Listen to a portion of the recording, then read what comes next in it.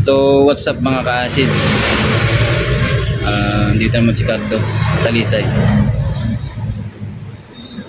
Bale ngayon na pang 6 days ng asawa ko na nakaburol.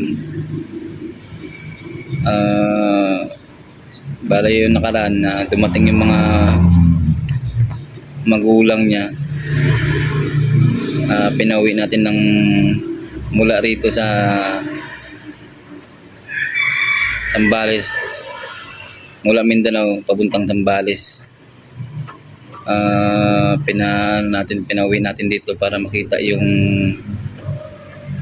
anak nila na yun nga, nasa kabaong na. Matagal din hindi sila nagkita ng almost 13 years. Kasi yung anak ko, pinauwi ko sila doon pinanganak yung bunso ko. Kaya 13 years na ngayon yung bunso ko na lalaki. Ngayon lang nila nakita yung anak nila na yun nga, nasa kabaong na. Dapat pala yung dati pa na wala pa siyang sakit, pinauwi na natin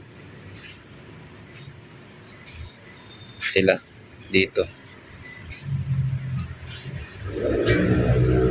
Ito pala yung mga magulang ng asawa ko yan. Yung tatay niya galing ng Zamboanga, Sibugay. Tapos ito yung mother niya. Tawag din ni Mrs. ko eh.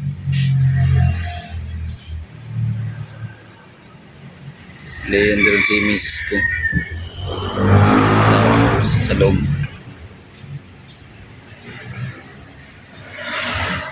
Hirap magkasakit mga ka-acid. Dapat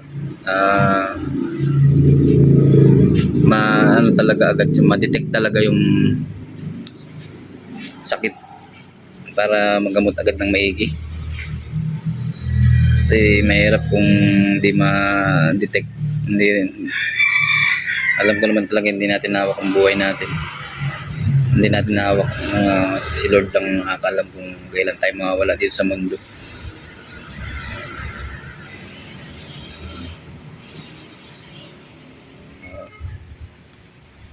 Sakit man pero kailangan natin tanggapin.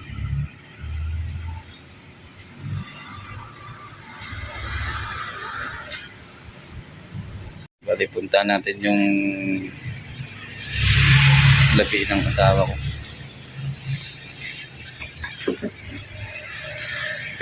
Pinanganak siya ng December 13.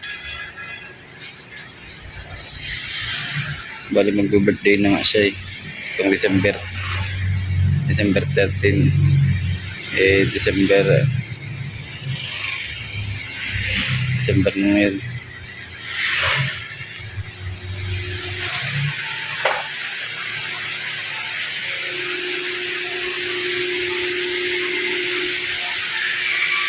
Acid.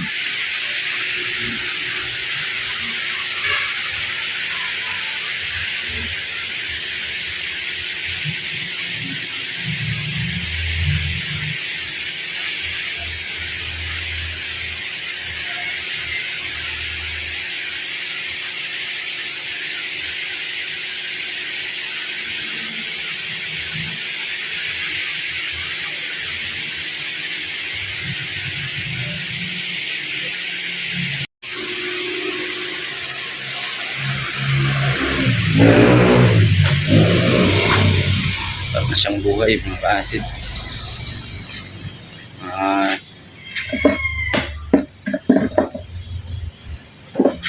Hindi mo alam kung paano magsimula. Hindi mo alam kung ano pang mangyayari.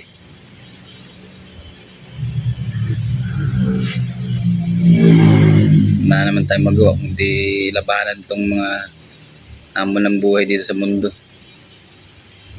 Ang naiwan niya sa akin na anak 3. Bali ako magiging nanay at tatay nito.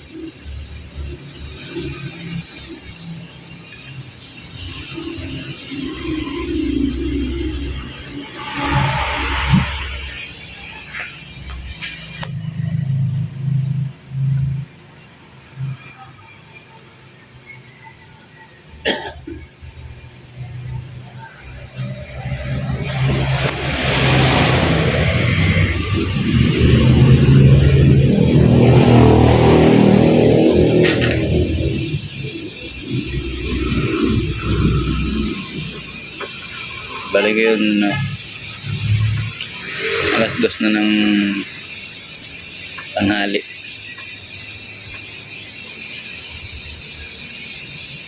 Sana makayanan natin mga kaasid.